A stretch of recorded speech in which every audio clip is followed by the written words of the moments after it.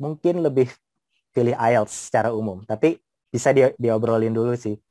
Semua tergantung ke apa ya, kekuatan kita, strength kita di bahasa tuh di bagian mananya. Nah, listeningnya IELTS seperti ini, 40 soal, berlangsung selama 30 menit, nggak kayak TOEFL ITP ya yang pendek-pendek, ini recordingnya lebih panjang, dan kita langsung jawab sambil recordingnya berjalan untuk 5 soal. Gitu, seperti itu. Nah,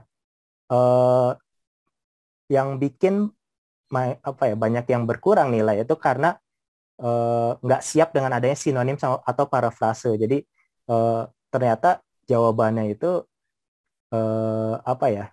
Bukan jawabannya ya, tapi soalnya diubah ke kalimat di recordingnya menjadi menggunakan sinonim atau parafrase. Letak katanya, kata kuncinya yang tadi ya di belakang kalimat, kalau di soalnya itu menjadi di awal kalimat. Hal-hal seperti itu yang bikin kita suka kelewat. Loh, jawabannya mana sih tadi? Kayak gitu. Nah, kita harus siap sama itu. Terus ada instruksi. Di IELTS itu listeningnya ada tulisan no more than 2 words. Artinya kita jawab nggak boleh lebih dari 2 kata. Kalau kita jawab 3 kata, walaupun 3 kata itu 3 kata yang nyambung sama titik-titiknya, ya jadi salah. Gitu. Karena kita nggak mengikuti instruksi. Ada no more than 2 words and a number. Gitu. Jadi itu semua hal yang, itu juga hal yang silly mistakes ya. Jadi kita bisa ngelakuin kesalahan yang harusnya nggak salah gitu. Terus periksa spelling, huruf besar kecil, grammar. Kita tuh lagi ngisi formulir misalnya di listening ini. Nah itu apa yang kita isi harus sesuai sama yang ada di formulir itu. Kalau kita lagi mau ngisi titik-titik di tengah kalimat, nggak mungkin dong kita nulis sebuah kata biasa, kata benda gitu, yang bukan nama dengan awalnya tuh huruf besar. Nah, huruf besar, huruf kecil ini kapan menggunakannya itu juga dinilai. Kalau misal kita salah, ya salah. Kalau spelling kita salah, jawaban kita jadi salah. Terus grammar yang tepat untuk kalimat itu juga harus kita pikirkan. Gitu. Walaupun intinya sih ngikutin recordingnya seperti apa. Tips berikutnya, pahami keseluruhan kalimat. Jadi yang seperti saya sampaikan tadi, karena dia pakai sinonim parafrase, kita nggak bisa mengandalkan kata kunci. Jadi kita baca soal nih, terus kata kuncinya apa? Dan gitu kita nunggu kata kunci itu kapan dia ngomongin, kapan dia ngomongin, nggak bisa kayak gitu. Pasti ada 5 soal kelewat dari 40 soal. Kalau kita strategi seperti itu. Kita harus mendengarkan keseluruhan kalimat, mengandalkan memori jangka pendek kita buat apa ya? Ingat tadi tuh apa sih yang diomongin sekalimat penuh itu, lalu bisa jawab. Kalau kita cuman nungguin 2 kata, itu ada kemungkinan kita kelewat nanti jawabannya itu apa. Jadi kita harus pahami keseluruhan kalimat. Short term memory adalah kata kunci di sini, sehingga kalau misalnya itu jadi hal yang susah, jadi kita susah nih nginget-nginget satu kalimat panjang, susah buat fokus panjang 30 menit, fokus yang benar-benar gitu. Itu hal yang harus kita latih, dan justru itu menjadi tips saya untuk IELTS ini, bukan sekedar masalah bahasa, tapi kita harus latihan otak kita, melatih otak kita.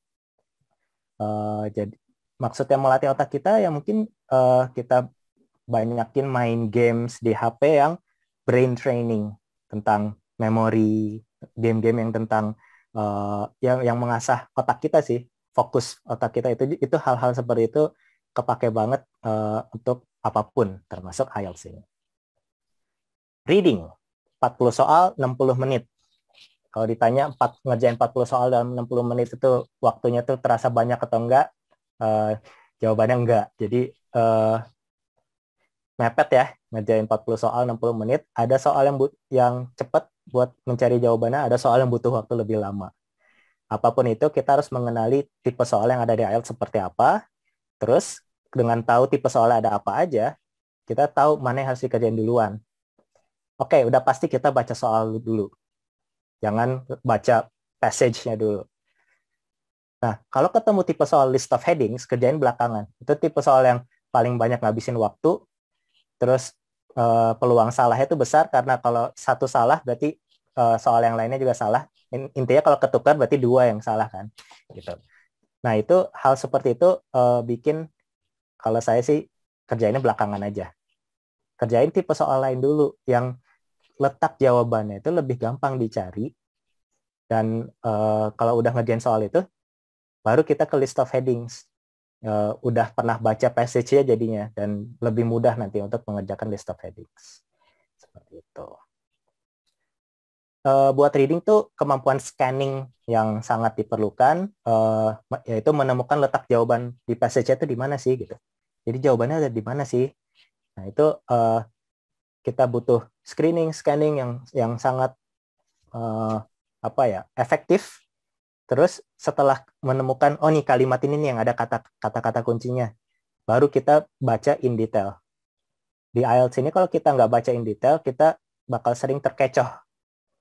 Satu, mungkin kita belum membaca dengan detail soalnya. Kedua, belum baca dengan detail kalimat yang menjadi jawaban di passage-nya, yang ada informasi tentang jawabannya di passage-nya. Nah, seringnya terkecoh di tipe soal si true false not given atau yes no not given. Ini bisa saya share lebih dalam lagi kalau benar-benar tentang IELTS ya. Jadi ya itu tipe soal ini paling banyak keluar di tiap tes pasti ada dan kalau banyak latihan ini jadi lebih banyak jawaban kita yang benar. Bu Ayu, saya punya waktu berapa lama lagi ya? Udah habis ya kayaknya ya. Mohon maaf ya. Ini Boleh, nggak apa-apa boleh. kan? Iya, nggak apa-apa, Bapak. Nggak apa-apa ya, masih masih Sekitar masih 10 bisa menit. lanjut ya. Ya, boleh, Bapak.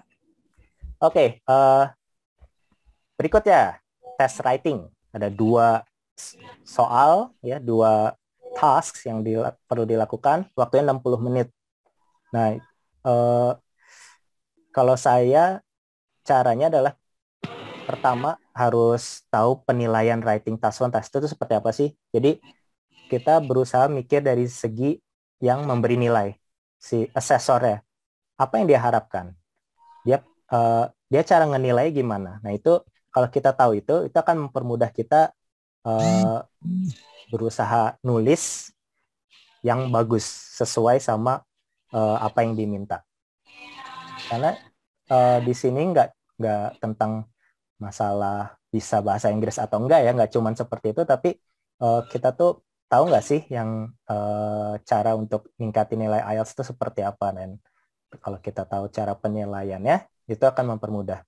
Ini berlaku untuk speaking juga. Jadi cara penilaian speaking seperti apa itu akan apa ya?